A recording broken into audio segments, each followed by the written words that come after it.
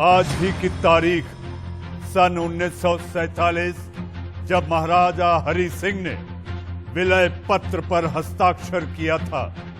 उसके बाद जम्मू कश्मीर भारत का अंग बन गया। झंडा ऊंचा रहे हमारा विश्व विजयी तिरंगा प्यारा।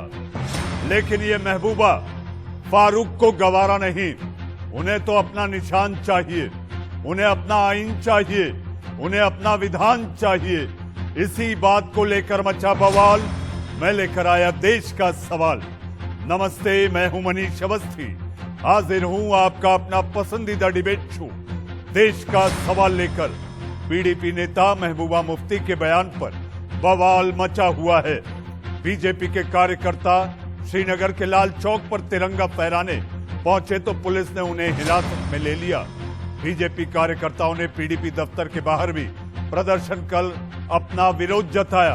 अब इससे जुड़ी एक बड़ी खबर आ रही है।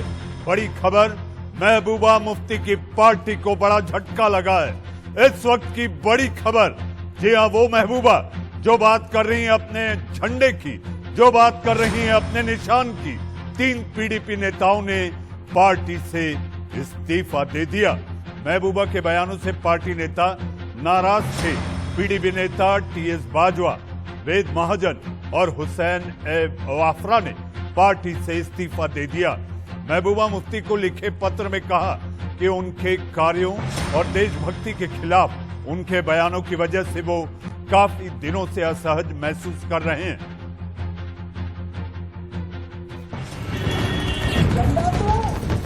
झंडा तो ये है,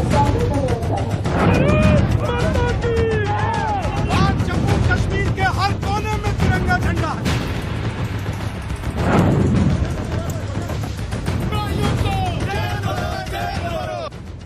बीजेपी कार्यकर्ताओं का ये गुस्सा पीडीपी नेता महबूबा मुफ्ती के खिलाफ है। दरअसल महबूबा मुफ्ती ने घाटी में धारा 370 की वापसी तक तिरंगा ना छूने की बात कही थी। सुनिए आखिर महबूबा मुफ्ती ने क्या कहा था। झंडा तो मेरा ही झंडा तो ये है, सामने मैंने रखा है।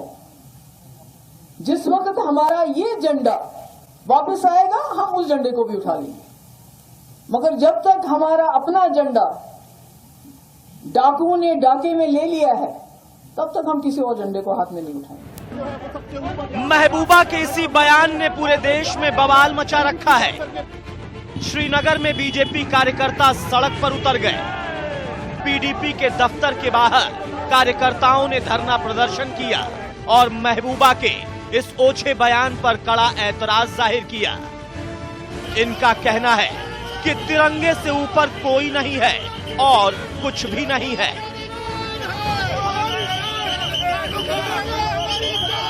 जो विलय हमारा हिंदुस्तान के साथ हो गया था 26 अक्टूबर 1947 में, और हम ये विलय अब जो दिल से माना जाता है। कश्मीरी आज हर एक आप देखेंगे नौजवान जो है वो दिल से चाहता है कि मेरी तरक्की हो जाए। आज मैं पूरे देश को मुबारकबाद देना चाहता हूं जम्मू कश्मीर की ओर से। आज हमारा एसेशन हुआ था। आज का दिन बड़ा ऐतिहासिक दिन है और जो कुछ विरोधी ताकतें कुछ दिन पहले ये बता रही थी कि यहाँ तिरंगा उठाने के लिए कोई नहीं होगा, ये आज उनके लिए करारा जवाब है। आज हजारों की संख्या में हमारे साथ लोग जुड़े हुए और यहाँ के युवा चाहते हैं कि अपने देश के साथ और उनकी आन बान शान के लिए मर मिटने को तैयार है। महबूबा के बयान के विरोध में बीजेपी कार्यकर्ता श्रीनगर के लाल चौक पर तिरंगा फहराने निकले, लेकिन पुलिस ने उन्हें रास्ते में ही रोक लिया और हिरासत में ले लिया।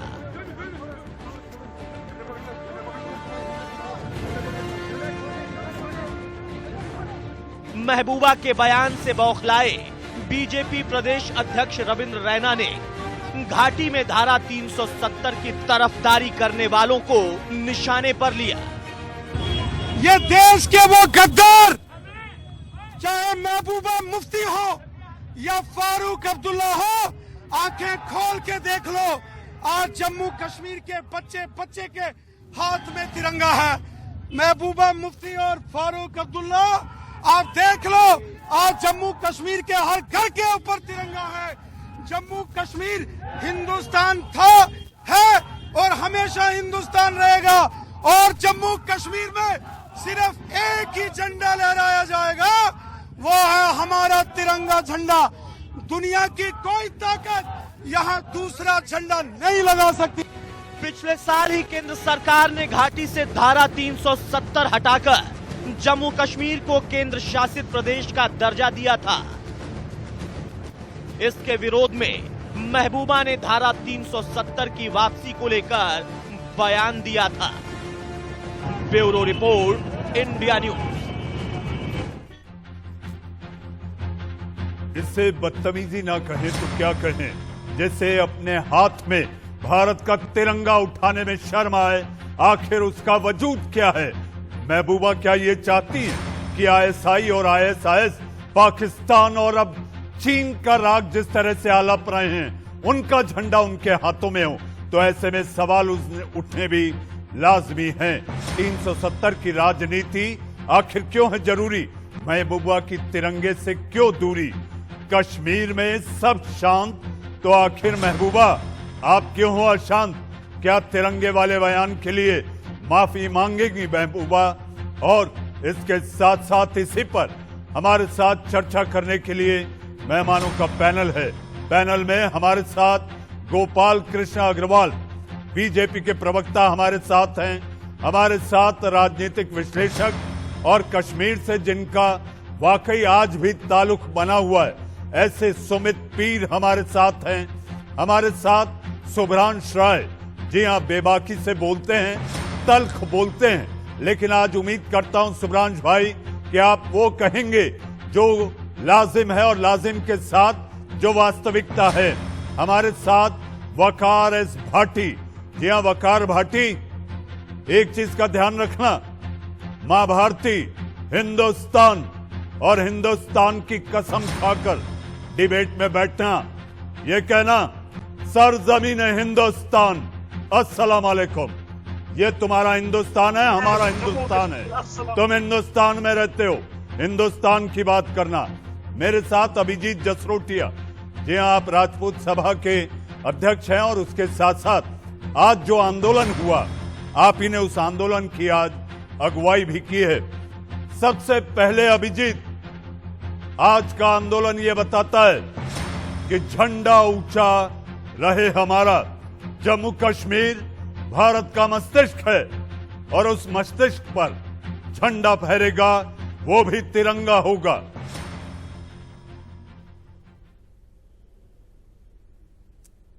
बिल्कुल अवस्थी साहब, बिल्कुल सही कहा आपने। और आज का जो ये कार्यक्रम था, ये हमने इतिहास कायम किया है आज जम्मू कश्मीर के अंदर। मैं आपको बता देना चाहता हूं कि महाराजा साहब ने बड़े गर्व के साथ जम्मू कश्मीर का विलय हिंदुस्तान के साथ किया था, लेकिन ये विलय थोड़ा अधूरा रह गया। क्यों? क्योंकि यहां पर कश्मीरी हुक्मरानों ने हमेशा बीच में कोई ना कोई ऐसा पेच लगा के रखा जिसके साथ पूरी तरह से ये विलय ना हो पाया। लेकिन 5 अगस्त का दिन जो है 2019 का, वो ऐतिहासिक दिन है जब माननीय नरेंद्र मोदी जी ने और अमित शाह जी ने जम्मू कश्मीर का पूर्ण विलय करके महाराजा हरि सिंह का वो जो सपना था वो पूरा कर दिया।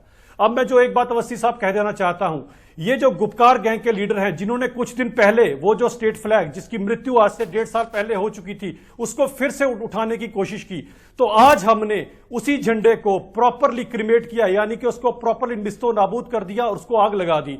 हमने उस संविधान को भी आग लगा दी। क्यों? क्योंकि ये चीज 1 साल पहले मर चुकी थी, सिर्फ इसकी डेड बॉडी वहां पर पड़ी हुई थी। ये इसका सिग्निफिकेंस इसलिए था क्योंकि इस झंडे का जो ये झंडा था और जो ये विधान था, इसका भूत कभी महबूबा मुफ्ती के अंदर, कभी फारूक अब्दुल्ला के अंदर, कभी किसी के अंदर आ जाता था और वो हमारे देश के लिए अपशब्द बोलते थे।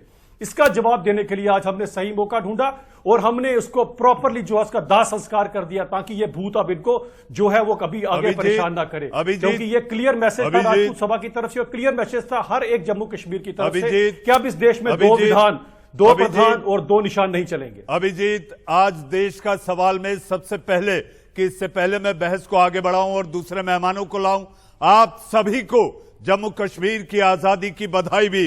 वकार भाटी, आपसे सवाल, इस देश में रहना है तो इस देश की बोली बोलनी होगी, तिरंगा हाथ में उठाना होगा, ये फक्र से कहो कि हिंदुस्तान जिंदाबाद। मैं फक्र से कहता हूं, जम्मू कश्मीर जिंदाबाद था, जम्मू कश्मीर जिंदाबाद है, जम्मू कश्मीर जिंदाबाद रहेगा जब तक एक भी जम्मू कश्मीर का असली जम्मू कश्मीरी जिंदा रहेगा। फेक नहीं, जैसे आपके टीवी में बैठे हुए कुछ हैं एक दो जो तिरंगे यात्रा की बात करते हैं, रात में पौवा पीते हैं और सुबह उठ के तिरंगा यात्रा कभी बलात्कारियों को बचाने के लिए उठा लेते हैं और कभी दंगे फसाद कराने के लिए उठा लेते हैं। इनका काम ही यही है। वकार, आप अपनी बात करिए, आप अपनी बात करिए। आप भी अपनी भाषा में वही कह रहे हैं जो महबूबा कह रही है कि 370। खबरदार, तुम जैसे संगठन को लेकर आप भी वकालत कर रहे हैं। देशद्रोहियों की वजह से तुम जैसे देश, तुम यहां पर भी हो, तुम्हें तुम्हारी औकात आज हमने दिखा दी।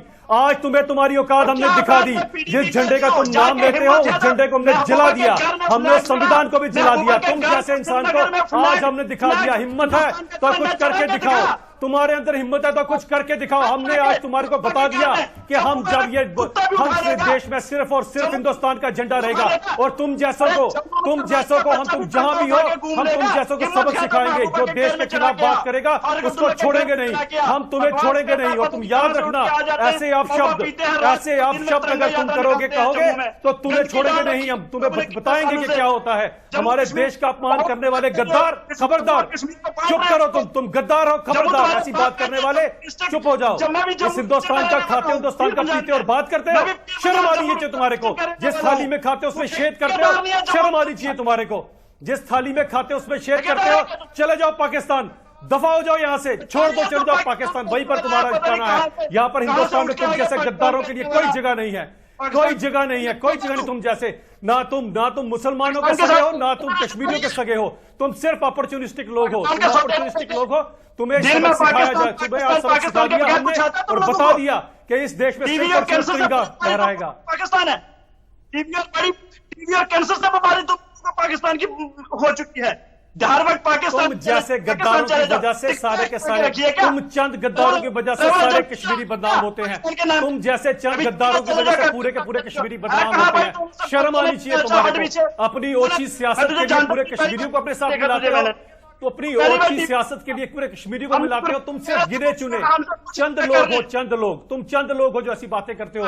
पूरा कश्मीर ने आज बता दिया, कश्मीर के कोने कोने में हिंदुस्तान का झंडा लगा और तुम्हारी फिर भी आंखें नहीं खुले।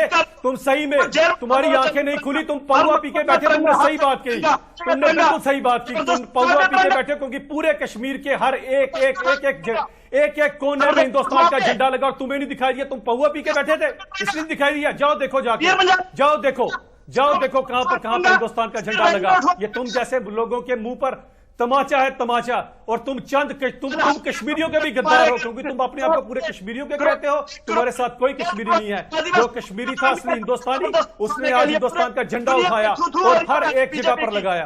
पूरी दुनिया में थू हो रही है बीजेपी की। आज जम्मू कश्मीर में आज 370 के बाद भी तुम जबरदस्ती तिरंगा उठवाते हो। ये हालत है। तुम जैसे, अरे तुम्हारे कहने से कुछ नहीं होता। तुम जैसे बीजेपी ने आज भी जिस लद्दाख का तुम नाम लेते थे, बीजेपी आज भी वहां पर मेजॉरिटी में आई है। आज भी बीजेपी वहां मेजॉरिटी में लद्दाख में चुनाव। तभी कहा ना तुम पौवा पी के बैठे, जाओ होश में आओ पहले। आज लद्दाख में भी लद्दाख में भी बीजेपी का परचम लहराया है। आज लद्दाख में भी बीजेपी का परचम लहराया। तुम्हें दिख नहीं रहा, अंधे हो गए तुम, अंधे हो गए। अपनी आंखों का इलाज कराओ। तुम देखना नहीं चाहते, तुमने पाकिस्तान का चश्मा नोट। अभिजीत, इनके गले ये बात नहीं उतरेगी, इनके गले ये बात नहीं उतरेगी। वकार, थोड़ा पानी पी लो, तुम्हारा गला सूख गया होगा। वकार, पानी पी लो, थोड़ा गला सूख गया होगा तुम्हारा। तुम्हारे गले ये बात नहीं उतरेगी, तुम्हारे गले ये बात नहीं उतरेगी। वकार, रुको मेरे साथ। पैनल पर और भी मेहमान हैं मेरे साथ। गोपाल कृष्ण अग्रवाल जी बीजेपी के प्रवक्ता हैं। गोपाल जी, महबूबा पर कार्रवाई कब और कार्रवाई क्यों ना हो? यह देश के प्रति गद्दारी नहीं तो क्या तिरंगे का अपमान? आप कब तक कहते रहेंगे? एक महिला अगर लाल चौक पर तिरंगा फहराने जाती है, पुलिस उसको हिरासत में ले लेती है, और एक महिला नहीं पकड़ना चाहती है तिरंगा, आप लोग शांत बैठे हुए हैं, सरकार आपकी है। देखिए मनीष जी, सबसे बड़ी बात यह है कि जब से ये धारा 370 हटी है जम्मू कश्मीर में और लद्दाख के रीजन में, तब से एक राष्ट्रवाद की एक नई लहर पूरे उस क्षेत्र में, जम्मू कश्मीर लद्दाख में आज सामने आई है। मैं लद्दाख के सभी लोगों को बधाई देना चाहता हूं कि उन्होंने एक राष्ट्रवादी पार्टी को धारा 370 को हटाने में जिसने महत्वपूर्ण काम किया है, वैसी पार्टी को आज 26 में से 15 सीटें लद्दाख के प्रजातांत्रिक इलेक्शंस में लोकल बॉडीज में जितवा के आगे भेजा है। तो यह बात जो प्रजातंत्र का जो पूरे जम्मू कश्मीर लद्दाख में जो बहुत दिनों से इंतजार हो रहा था और धारा 370 के कारण जो अटका रखा था इन लोगों ने, कुछ एक चंद परिवारों ने, आज वह पूरी तरह एक्सपोज हो गया। हम लोग क्या चाहते हैं? ये जो लोग गलत प्रचार करते थे, पाकिस्तान, चीन और यह जो टर्की और यह उसके साथ मिलके ये महबूबा मुफ्ती और गुपकार वाले, कि जम्मू कश्मीर में भारत के तिरंगे के लिए कोई सम्मान नहीं है, आज वह पूरी तरह एक्सपोज हो गया। कहते थे कि कोई उठाने वाला नहीं है। यही तो प्रजातंत्र का सबसे महत्वपूर्ण काम है किसी राजनीतिक पार्टी के लिए, कि जनता की भावनाओं का, जनता की प्रस्तुतिकरण सामने आए। गोपाल जी मेरा सवाल आपसे है, गोपाल जी मेरा सवाल आपसे है कि आखिर महबूबा पर कार्रवाई होनी चाहिए या नहीं? ये कार्रवाई महज ये न रह जाए कि पुलिसिया कार्रवाई हो जाए, अदालती कार्रवाई हो जाए। अब तो आपकी सरकार है, महबूबा पर कार्रवाई करने में क्यों हिचक रही है सरकार? देखिए, महबूबा और ये जो बाकी फारूक अब्दुल्ला वगैरह पूरा जेल में रह गया, इतने सालों तक जेल में रहे, इतने दिनों तक जेल में रहे हैं, उनके ऊपर कार्रवाई हो रही है, होगी। अब बात यह है कि इनको पॉलिटिकली भी एक्सपोज करना जरूरी है। आज के समय में देखिए, जो देश वहां पे जम्मू कश्मीर लद्दाख में जो लोग विकास की राजनीति चाहते थे, जो लोग इनके अलगाववादी नीतियों से परेशान थे, उन लोगों को आज अपनी बात रखने का वहां पे एक प्रजातांत्रिक तरीके से मौका मिला है और यह बात पूरे विश्व के सामने आ रही है। यही तो लक्ष्य है, यही तो काम है जो भारतीय जनता पार्टी करना चाहती थी, और उनके ऊपर जो कार्रवाई हुई है, पहले भी हुई है और भी होगी। ये वकार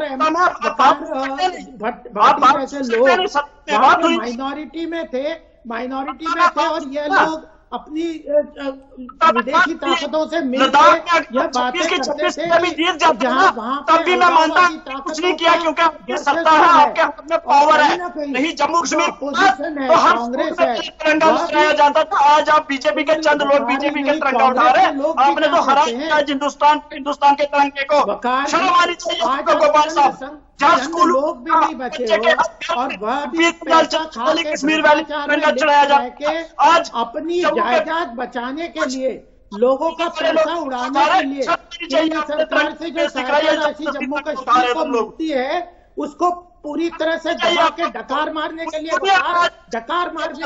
काम करते हैं। और जम्मू कश्मीर में तिरंगा उठाया जा रहा है, दुनिया में पता चल गया कि आपके पास साथ में संख्या में आपके अपने लोगों ने आपकी पार्टी छोड़ दी। कितने संख्या है? 2, 4, 5, 6 कौन लोग हैं आपके साथ? पाकिस्तान के बलूचिस्तान के लोग भी आपके साथ नहीं है। इमरान खान जैसे लोग आपके साथ खड़े हुए हैं, उनके साथ चले जाओ। वकार, देश का सवाल में आपकी ये शरारत नहीं चलेगी।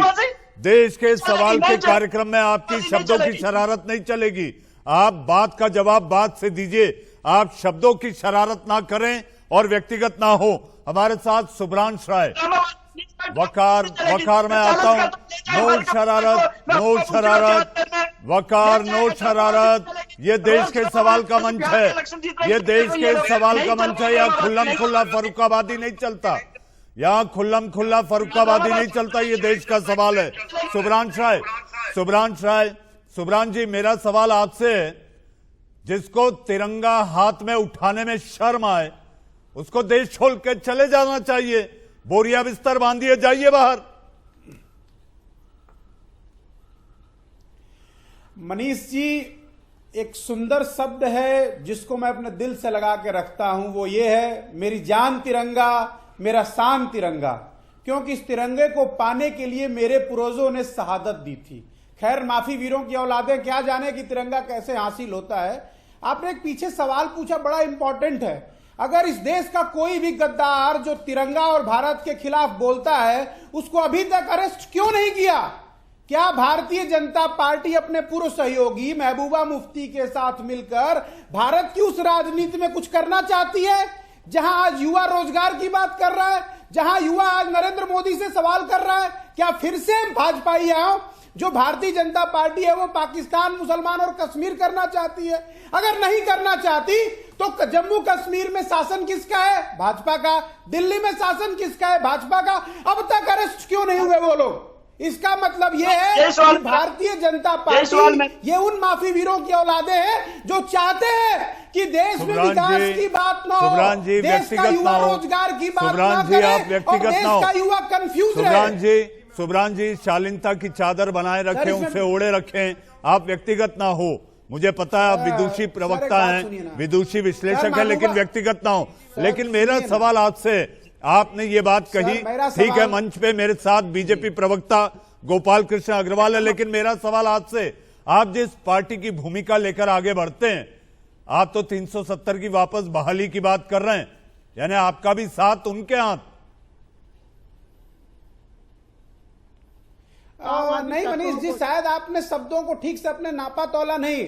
वो पार्टी वो है जिसने देश को आजादी देने में अपना खून दिया था। उस पार्टी ने अंग्रेजों के सामने माफी नहीं लिखी थी।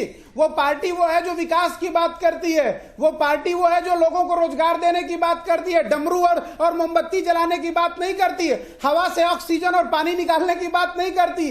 अरे सर, ये भारतीय जनता पार्टी का एजेंडा है। महबूबा मुफ्ती इनकी पुरानी सहयोगी है, इनकी पुरानी दोस्त है। मोदी जी और महबूबा का अलायंस बहुत पक्का है। ये बात करते हैं एक निशान एक विधान की, नागालैंड में इनकी जुबान क्यों चुप हो जाती है? गोपाल कृष्ण नागालैंड में दीजिए, आप जम्मू कश्मीर में बताइए 65 साल से 370 चला के क्या कर रहे थे आप? नागालैंड संविधान के साथ, आपने संविधान के साथ क्यों धोखा किया? संविधान ने आपके साथ, संविधान की शपथ लेते हुए पाकिस्तान कश्मीर में बांट के रखे, क्योंकि इनसे विकास तो इनसे हो नहीं सकता। ये लोग जुमले की दुकान है, 16 से ऊपर राष्ट्रीय धर्म है, लेकिन बिहार का युवा जाग गया है। आपने देखा होगा बिहार में रोजगार की बात होती है, मोदी और नीतीश दोनों का मुंडन होने वाला है। मैं छोटे मोदी की बात कर रहा हूँ। 10 तारीख को रोजगार, नक्सलवाद और अलगाववाद को अगर आपने आज जब लद्दाख के रिजल्ट की बात क्यों नहीं करते? लद्दाख तक में प्रजातांत्रिक प्रक्रिया पूरी तरह से चालू हो गई। लद्दाख में प्रजातांत्रिक प्रक्रिया पूरी तरह से चालू हो गई। वहाँ की जनता ने भारतीय जनता पार्टी को सफलता दिलाई है। क्यों? क्योंकि वो चाहते हैं देश की मुख्य धारा के साथ जुड़े और विकास की राजनीति करें।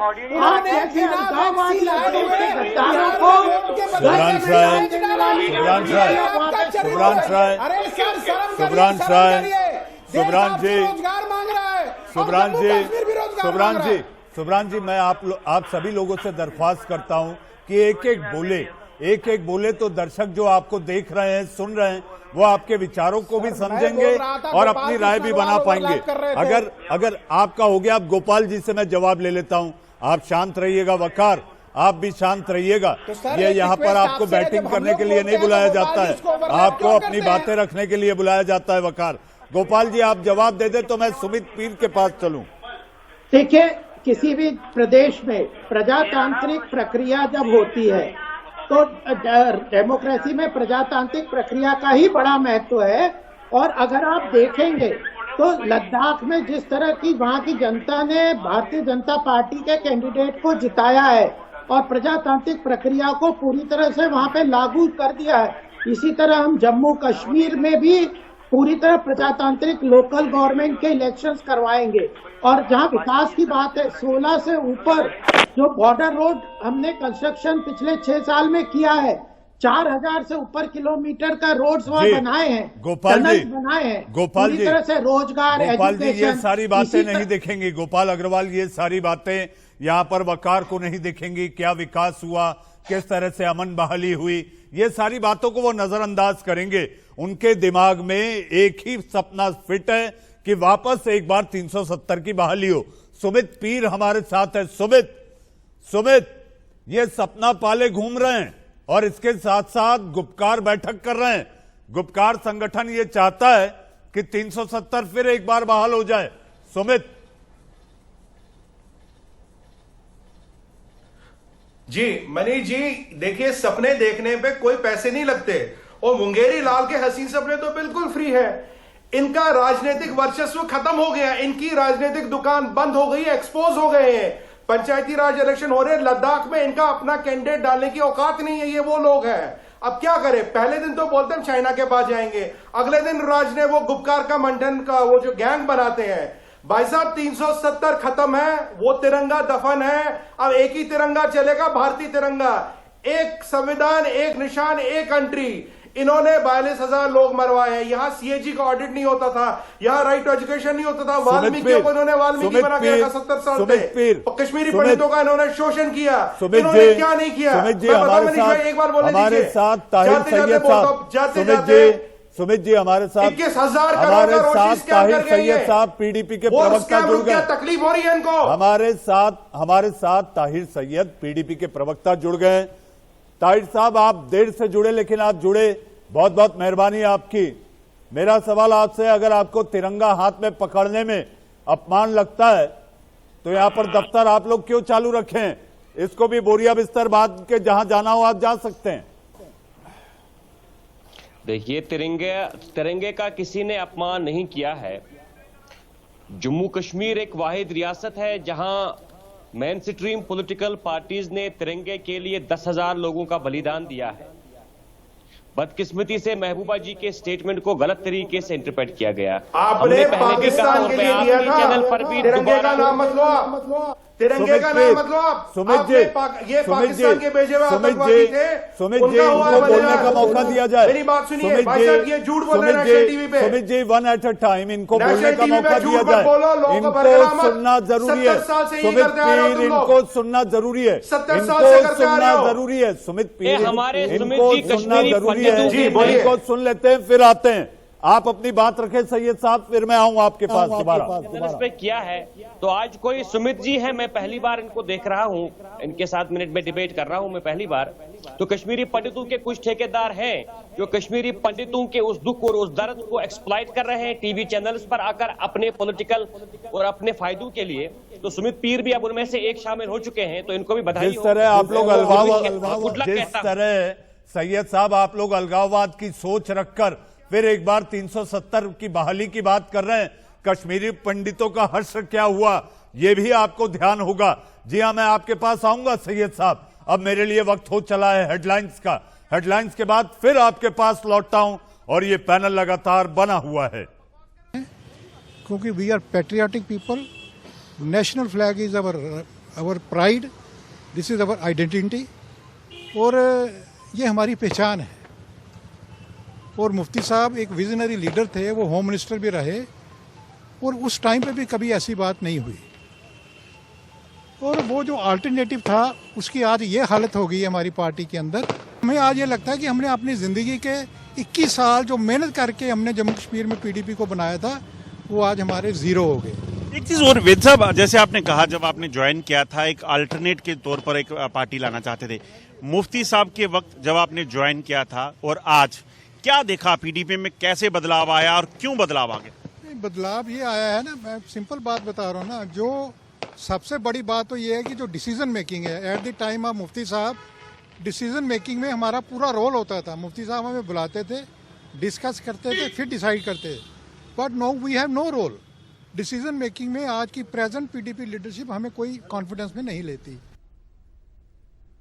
जी हाँ ताहिर सैयद साहब, अगर आपने आपके इन नेताओं का बयान सुना होगा तो रीढ़ की हड्डी टूट गई, रस्सी जल गई, बल नहीं जा रहा।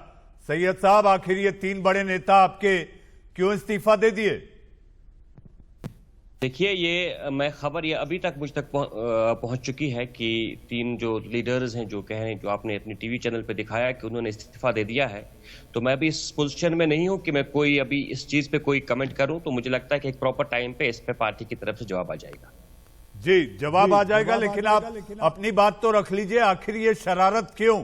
गुपकार संगठन, उसके बाद 370 की बहाली और फिर देश विरोधी बयान, ये कह देना हम तिरंगा हाथ में नहीं पकड़ेंगे। तो आपने मेरा जवाब नहीं दिया, तो बोरिया बिस्तर समेटिए और आपको जहां बेहतर लगता हो, जहां आपको महफूज लगता हो, वहां चले जाइए।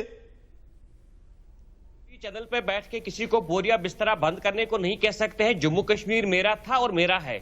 जम्मू कश्मीर भारत का है या नहीं? जम्मू कश्मीर भारत का है या नहीं? भारत का अभिन्न अंग है या नहीं? भारत का ध्वज तिरंगा है या नहीं? का फैसला मुझे ही करना है। मुझे किसी के सर्टिफिकेट की जरूरत नहीं है। अभिजीत ताहिर सैयद साहब मानने को तैयार नहीं, उनकी जुबान से बोल नहीं निकल रहे कि तिरंगा हमारा ध्वज है, हमारा सम्मान है। कौन होते हो आप तिरंगा न उठाने वाले? आपके लीडर कहते तिरंगा नहीं उठाएंगे, जम्मू कश्मीर आपका है। कल लिखवा के लाए हो कहीं से? क्या मतलब है जम्मू कश्मीर आपका है? जम्मू कश्मीर में रहना, इंडिया में रहना, तिरंगा उठाना पड़ेगा। भारत माता जय बोलना पड़ेगा, तिरंगे को सलाम करना पड़ेगा, वरना यहाँ जगह नहीं है किसी के लिए। आप हो, मैं हो, कोई भी हो, 130 करोड़ लोगों का कश्मीर, समझिए आपका कश्मीर नहीं है। खत्म हो गई वो कहानी, आपकी विरासत नहीं है कश्मीर। सुमित जी, आज जिस व्यक्ति ने आंदोलन किया है, आज जिस व्यक्ति ने आंदोलन किया है, आज के इस खास दिन के मौके पर, सुमित पीर, आज के इस खास मौके पर जिस व्यक्ति ने आंदोलन किया है, अभिजीत जसरोटिया, ताहिर सैयद साहब, उनकी पार्टी के नेता, उसके साथ साथ गुप्तकार संगठन के अलग अलग नेता, तिरंगा हाथ उठाने में, इनको तिरंगे को हाथ में पकड़ने में, थामने में, भारत का ध्वज कहने में, खुद की आन बान कहने में इनको शर्म आती है। अभिजीत,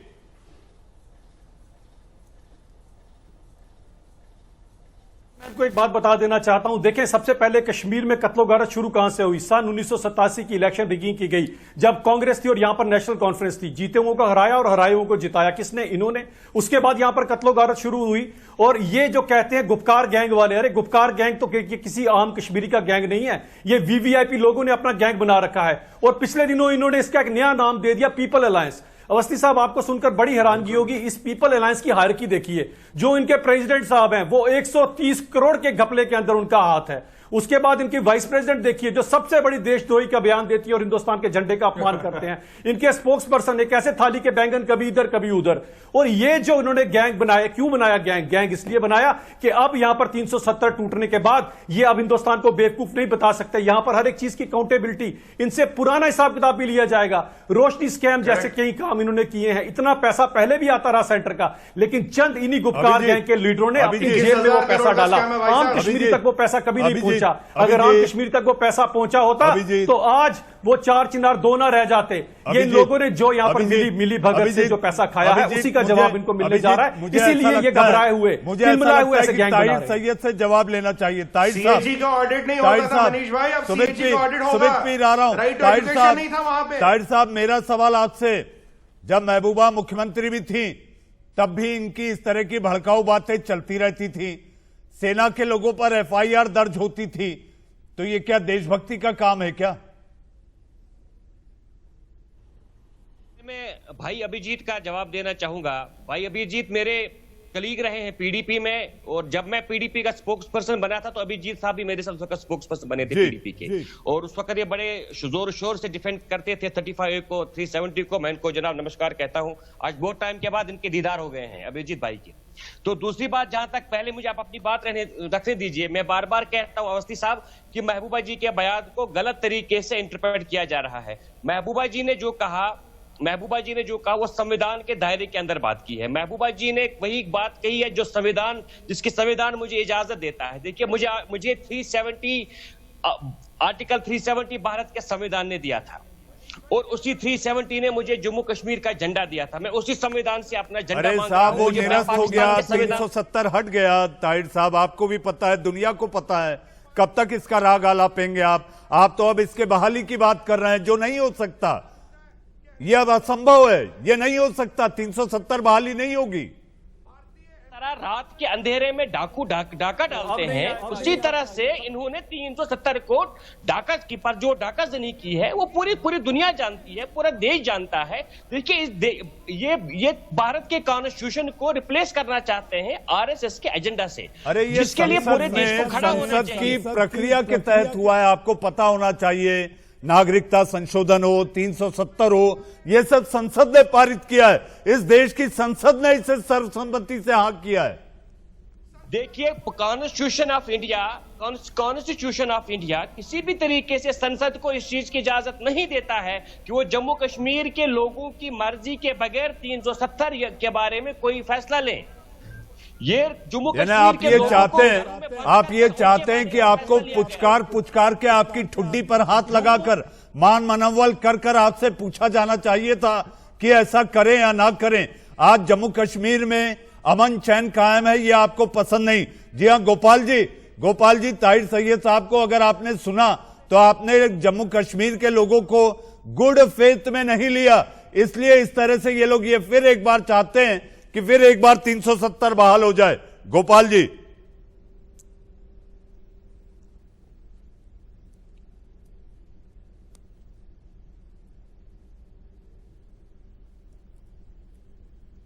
गोपाल जी तक आवाज नहीं पहुंच पा रही है। हमारे साथ वकार भाटी, महबूबा हो, फारूक अब्दुल्ला हो, बड़े बड़े आपके जितने नेता हो, लाख कोशिश कर लें, अब लीपापोती नहीं हो पाएगी। और तुम्हारे जैसे लोग भी अगर भारत के खिलाफ, हिंदुस्तान के खिलाफ अगर कुछ कहेंगे तो ये देश की जनता माफ नहीं करेगी, ये ध्यान रखना। अगर आपको इस मुल्क में रहना है, जम्मू कश्मीर भारत का अंग था, है और हमेशा रहेगा। इस देश की अखंडता को अपने जहरीले बोल से मत जहर फैलाने की कोशिश करना। वकार मनीष भाई, मैं चाहता हूं कि इस बार बात बोलने दें मुझे आप, ठीक है? हाँ, मैं ये कहना चाहता हूं, जो आप कह रहे हैं ना सर, आप कुछ भी कर लें। वकार से बात नहीं हो पा रही। हमारे साथ सुब्रान जी आपने उंगली भी उठाई है। गोपाल जी, मैं आपके पास आया था। सुब्रान जी अपनी बात रखें, फिर मैं गोपाल जी के पास जाऊं। मनीष जी, जम्मू कश्मीर ही हिंदुस्तान है, जम्मू कश्मीर ही हिंदुस्तान था, हिंदुस्तान रहेगा। ये सब चर्चा का विषय नहीं है। चर्चा का एक बड़ा विषय है जिसका जवाब आप गोपाल कृष्ण अग्रवाल से पूछ लीजिए। सवाल यह पैदा होता है कि 2 निशान 2 विधान की चर्चा नागालैंड में भारतीय जनता पार्टी के दोस्तों के साथ क्यों हो रही है। जो महबूबा मुफ्ती मोदी जी की दोस्त है, वही मोदी जी के दोस्त नागालैंड में भी हैं। ऐसा क्यों?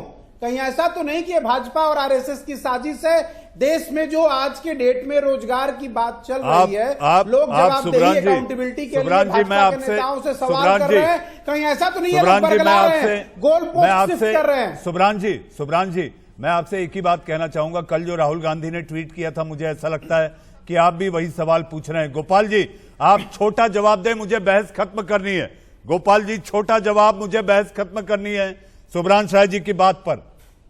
नहीं, देखिए, सुब्रांश राय जी तो भाषा को और जिस तरह से पूरे कश्मीर के मुद्दे को डीरेल करने का प्रयास कर रहे हैं वो छोड़ दीजिए। मैं पीडीपी के प्रवक्ता जी की बात पे एक बात कहना चाहता हूं कि वह संविधान में जिस देश का नमक खा रहे हैं, जिस देश में रह रहे हैं, जिसके साथ उनका जीवन चल रहा है, कम से कम गोपाल जी मुझे पूरी बहस खत्म करनी है। गोपाल जी, मुझे बहस खत्म करनी है। तो मैं इतनी मेरे बात कहना चाहता मेरे हूं साथ आज कि आप लोग बने, आप लोग आज देश का सवाल में शिरकत की आपने।